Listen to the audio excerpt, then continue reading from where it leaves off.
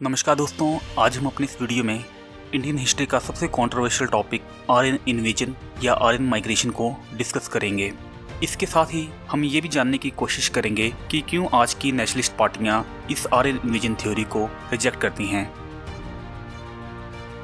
16वीं शताब्दी में जब यूरोपियन लोग भारत पहुंचे तो उन्हें इस बात को समझने के लिए ज़्यादा समय नहीं लगा कि इंडियन लैंग्वेजेस और यूरोपियन लैंग्वेजेस के बीच एक गहरा रिश्ता है।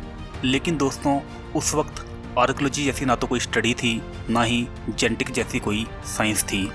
संस्कृत सभी इंडो यूरोपियन भाषाओं में सबसे परफेक्ट और रिफाइंड लैंग्वेज मानी जाती है। इसीलिए उस वक्त के ज़्यादातर यूरोपियन स्कॉलर्स को ऐसा लगता था कि संस्कृत ही सभी इंडो यूरोपियन भाषाओं की जननी है और भारत से ही ये सारी भाषाएं पूरे विश्व में फैली।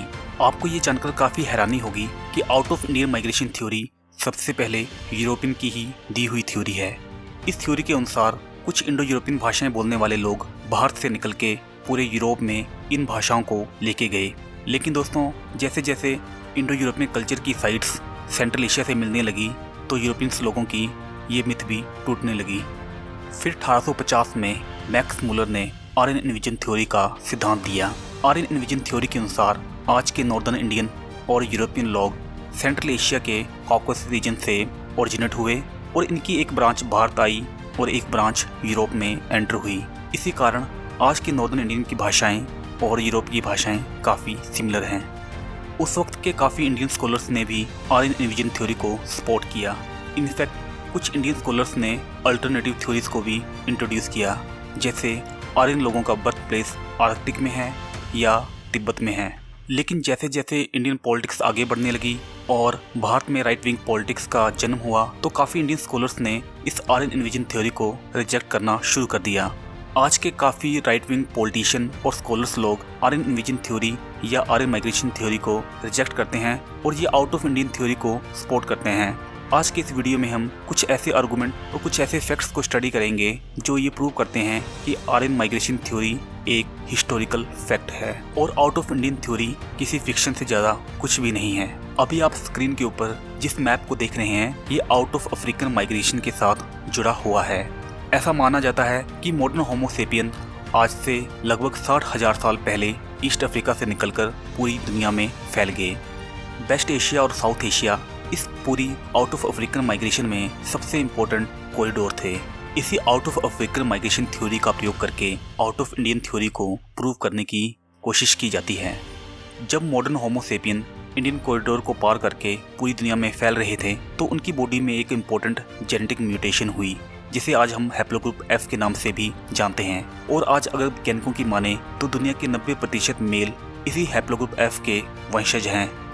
आज कुछ इंडियन स्कॉलर्स का ऐसा मानना है कि अगर हैप्लोग्रुप F का जन्म भारत में हुआ तो दुनिया के 90% लोग भी भारतीय ही हुए। लेकिन दोस्तों, हैप्लोग्रुप F खुद हैप्लोग्रुप CF का वंशज है जिसका जन्म अफ्रीका में हुआ था। और दोस्तों, जिस वक्त हैप्लोग्रुप F इवॉल्व हुआ था उस वक्त इंडिया जैसा कोई देश ही नहीं था।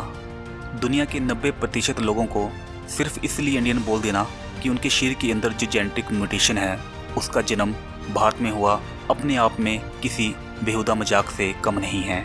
इंडिया एक कल्चर और सोशल कंसेप्ट है जिसका इवोल्यूशन ह्यूमन इवोल्यूशन के हजारों सालों बाद हुआ। आर्यन इन्वेजन थ्योरी या आर्यन माइग्रेशन थ्योरी को डिस्प्रूव करने के लिए जो नेक्स्ट आर्गूमेंट दिया जाता है वो ये है कि नॉर्थ इंडियन और साउथ इंडियन की जेनेटिक हिस्ट्री एक जैसी ही है। लेकिन दोस्तों, एक नहीं बल्कि सैकड़ों स्टडीज़ ये प्रूव कर चुकी हैं कि नॉर्थ इंडियन और साउथ इंडियन का जेनेटिक मेकअप काफ़ी डिफरेंट है।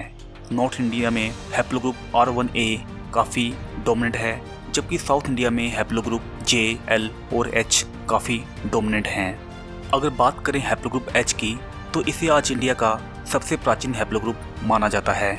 इसका इवोल्यूशन आज से लगभग 35 या 40,000 साल पहले हुआ और वैज्ञानिक इसे आउट ऑफ अफ्रीकन माइग्रेशन के साथ जोड़कर भी देखते हैं। हैप्लोग्रुप H आज साउथ इंडिया के काफ़ी ट्राइब्स में पाया जाता है। इसकी काफ़ी अच्छी खासी फ्रिक्वेंसी नॉर्थ इंडिया में भी पाई जाती है। हैप्लोग्रुप H वाले लोगों के बाद हैप्लोग्रुप J और L वाले लोग भारत में लगभग आज से 10,000 साल पहले दाखिल हुए। आज वैज्ञानिक हैप्लोग्रुप J और L वाले लोगों को ही कृषि के आविष्कार के साथ जोड़कर देखते हैं। यही नहीं बल्कि हैप्लोग्रुप J, L और एच ने ही भारत में इंडस वैली सिविलाइजेशन की नींव रखी। जो नेक्स्ट आर्गुमेंट है वो है कल्चरल कॉन्टिन्यूटी। इंडियन कल्चर्स की रूट्स आज से 5000 या 7000 साल पुरानी हैं। अब कुछ इंडियन स्कॉलर्स का ऐसा मानना है कि अगर आर्यन ने भारत पे हमला किया था तो क्यों इंडस वैली सिविलाइजेशन के कल्चरल ट्रेड आज के मॉडर्न इंडिया में दिखाई देते हैं। इसका जो वेस्ट एक्सप्लेनेशन है वो ये है कि जब आर्य लोग बाहर पहुंचे तो उन्होंने इंडस वैली सिविलाइजेशन का कल्चर अडॉप्ट किया और फर्दर इसको डेवलप किया। इंडस वैली सिविलाइजेशन के कुछ इंपॉर्टेंट कल्चरल ट्रेड जैसे मेडिटेशन, योग और सिंधूर, ये सभी के सभी ट्रेड्स आपको किसी भी इंडो यूरोपियन कल्चर में दिखाई नहीं देते हैं, जो इस बात को सिद्ध करते हैं कि आर्यन ने इन कल्चरल ट्रेड्स को इंडस वैली सिविलाइजेशन से अडॉप्ट किया। और अगर बात करें कल्चरल कॉन्टिन्यूटी की तो इंडियन कल्चर शकों, कुषाणों, हुणों और मुगलों के हमलों के दौरान भी सर्वाइव करता रहा। जो नेक्स्ट आर्गुमेंट है वो है नो एविडेंस ऑफ मास्कर, यानी कि आर्य इन्वेजन का कोई प्रमाण ना होना। आर्यन इन्वेजन थ्योरी और आर्यन माइग्रेशन थ्योरी दो अलग अलग थ्योरी हैं। आर्यन इन्वेजन थ्योरी का ये मानना है कि आर्यन ने भारत पे हमला किया, यहाँ की इंडिजिनियस सिविलाइजेशन को डिस्ट्रॉय किया और फिर यहाँ बस गए, जबकि आर्यन माइग्रेशन थ्योरी का ऐसा मानना है कि आर्य लोग सेंट्रल एशिया से भारत आए और धीरे धीरे करके यहाँ घुल मिल गए। आज हमारे पास आर्यन इन्वेजन थ्योरी के कोई प्रमाण नहीं हैं, जबकि आर्यन माइग्रेशन के हमारे पास काफ़ी प्रमाण हैं। जो नेक्स्ट आर्गुमेंट है कि राखी गढ़ी के स्केलेटन का डीएनए ईरान और तजाकिस्तान की पॉपुलेशन के साथ मिलता है, जो इस बात को दर्शाता है कि हड़प्पन सिविलाइजेशन के लोग भारत से निकलकर ईरान और तजाकिस्तान तक पहुँचे और यह लोग अपने साथ इंडो यूरोपियन भाषाओं को वहाँ लेके गए। दोस्तों, ये पूरा आर्गुमेंट दो अजम्पशन पे बेस है। फर्स्ट कि इंडस वैली सिविलाइजेशन की जो भाषा थी वो संस्कृत थी और हड़प्पन सिविलाइजेशन का जो डीएनए है वो भारत में इवोल्व हुआ।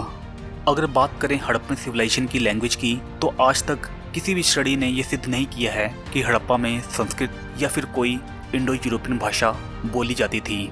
अगर राखी गढ़ी के स्केलेटन के डीएनए की बात करें तो ये बात बिल्कुल सही है कि राखी गढ़ी के स्केलेटन का डीएनए ईरान और तजाकिस्तान के लोगों के साथ मेल खाता है। इसका सबसे बड़ा कारण ये है कि हैप्लोग्रुप जे और एल, आज जिन हैप्लोग्रुप को हड़प्पन सिविलाइजेशन के साथ जोड़कर देखा जाता है, इनका इवोल्यूशन वेस्ट एशिया और मिडिल ईस्ट में हुआ था और हैप्लोग्रुप जे और एल वाले लोग आज से लगभग 10,000 साल पहले भारत में दाखिल हुए थे। नेक्स्ट आर्गुमेंट है राखी गढ़ी के डीएनए में टेप एंसेस्ट्री का ना होना। राखी गढ़ी का स्केलेटन लगभग 4500 साल पुराना है, जबकि आर्यन माइग्रेशन सिर्फ 3000 साल पहले शुरू हुई। इसलिए राखी गढ़ी के स्केलेटन से आर्यन जिन नहीं पाए गए। राखी गढ़ी के स्केलेटन से आर्यन जिन्स का ना मिलना इस बात को दर्शाता है कि आर्य लोग भारत में इंडस वैली सिविलाइजेशन के कोलैप्स के बाद दाखिल हुए। इसलिए राखी गढ़ी के डीएनए की स्टडी आर्यन इन्वेजन को डिस्प्रूव नहीं बल्कि प्रूव करती है। नेक्स्ट आर्गुमेंट इस प्रकार का है, राखी गढ़ी का एक लौता डीएनए आर्यन इन्वेजन को प्रूव और डिस्प्रूव नहीं कर सकता।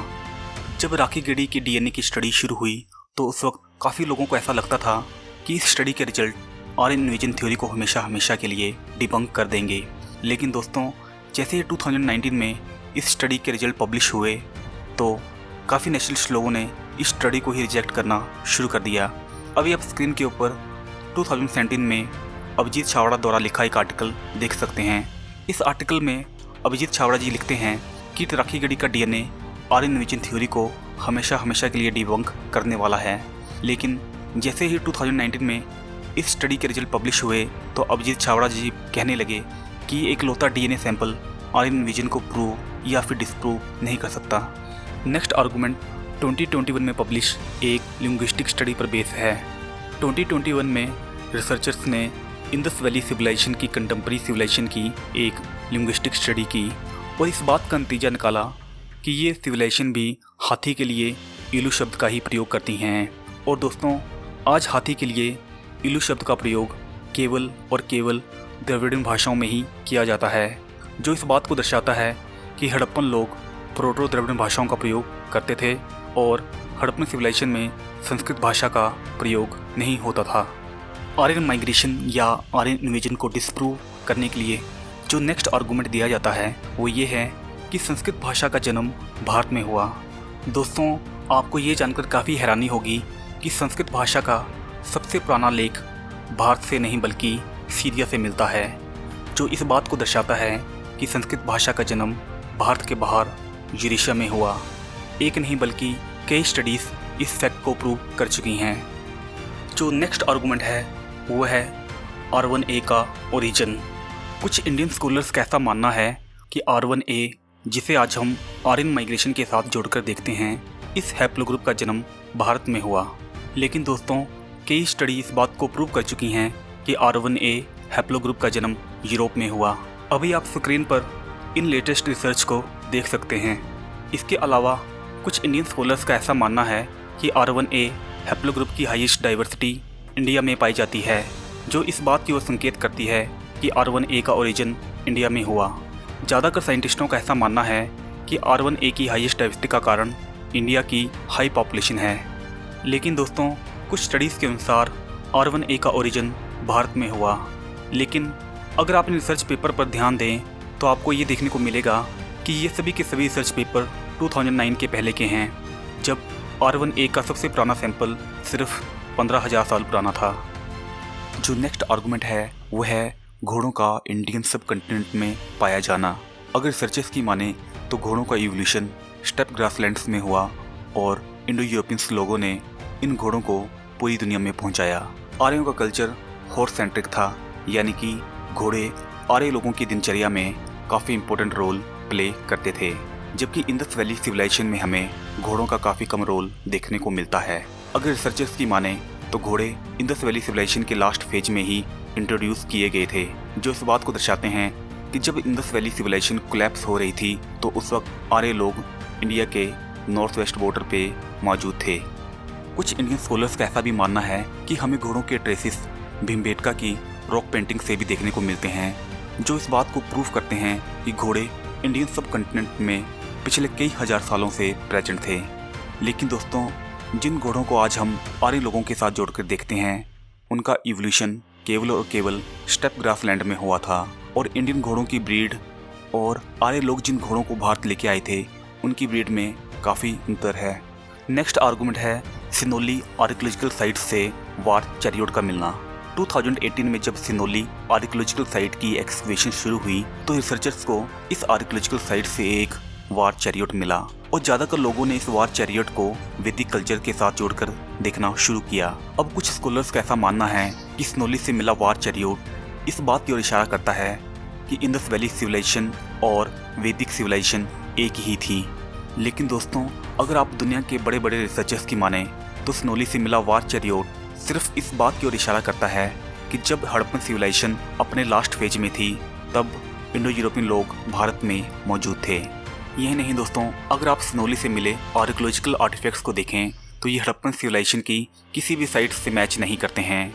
सिनोली से हमें तलवारें और हेलमेट मिलते हैं, जबकि हमें हड़प्पन सिविलाइजेशन में इस प्रकार की कोई भी चीज़ें देखने को नहीं मिलती हैं। तलवारें और हेलमेट इस बात की ओर इशारा करते हैं कि किसी प्रकार का इन्वेजन या माइग्रेशन भारत में हुई थी।